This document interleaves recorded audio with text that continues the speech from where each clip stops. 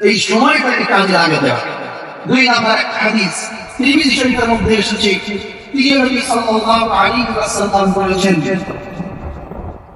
ইন্না ফিল জান্নাতি গুরাফা, জান্নাতের মধ্যে একটা ঘর আছে, জান্নাতের মধ্যে একটা রাক্ষসিকা আছে, জান্নাতের মধ্যে একটা 5 স্টার হোটেল আছে। সাহাবারা নবীজির এই কথা শুনে একেবারে অ্যাটেনশন হলেন, কি আপনি নবীজি বলবেন? তারপরে নবীজি বলেন, তোমরা কি জানো ওই ঘরের বৈশিষ্ট্য?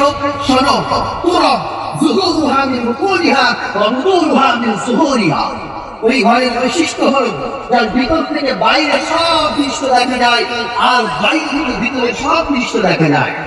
فقام أعرابي সঙ্গে সঙ্গে একজন ব্রাহ্মণ দেহাতি ব্যক্তি থেকে দাঁড়ালেন, দাঁড়িয়ে প্রিয় নবী সাল্লাল্লাহু আলাইহি ওয়াসাল্লামকে বললেন, লিমান কিলা ক্বালা লিমান, ও দয়ার রাসূল, এত সুন্দর ঘর এটা কার জন্য?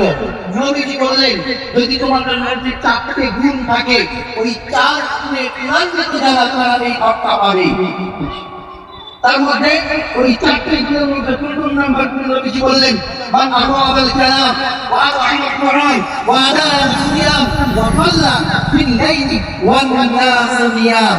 প্রথম গুণ হলো মান আরাবাল কালাম, তুমি যখন কথা বলবে ডিসিপ্লিন বজায় রেখে কথা বলবে, তুমি যখন কথা বলবে শালীনতা বজায় রেখে কথা বলবে, তুমি যখন কথা বলবে নম্রতায় ভদ্রতা রেখে কথা বলবে। কারণ একজন মুসলমানের পরিচয় হলো কথা যখন বলে শালীনতা বজায় রেখে, ডিসিপ্লিন বজায় রেখে কথা বলে। দুই নাম্বার গরিব মিসকিনকে দিয়ে খাবার দেবে, ওয়েলফেয়ার কার্ডকে সমাজ কল্যাণ করতে কাজ করবে। তিন নাম্বার সিয়াম, রোজা রাখা নামাজ করবে। চার নাম্বার সাল্লা ফিল লাইলি ওয়ান নাস নিয়াম, গভীর রাতে মানুষ যখন ঘুমিয়ে পড়বে নিজের ঘরের সঙ্গে মুলাকাত করবে, অর্থাৎ নামাজ পড়বে। গভীর রাতে তোমার ইবাদত আল্লাহ তাআলা দরবারে কবুল হওয়ার অনেক চান্স আছে। আল্লাহ তাআলা তিনি আমাদের সকলকে কোরআন ও হাদিস মোতাবেক জীবন করা এবং মাদ্রাসার সঙ্গে সুষ্ঠুভাবে পরিচালনা করার তৌফিক দান করেন। আমরা অন্তর থেকে বলি আল্লাহুম্মা আমিন ওয়া আখিরু দাওয়ানা আলহামদুলিল্লাহি রাব্বিল আলামিন।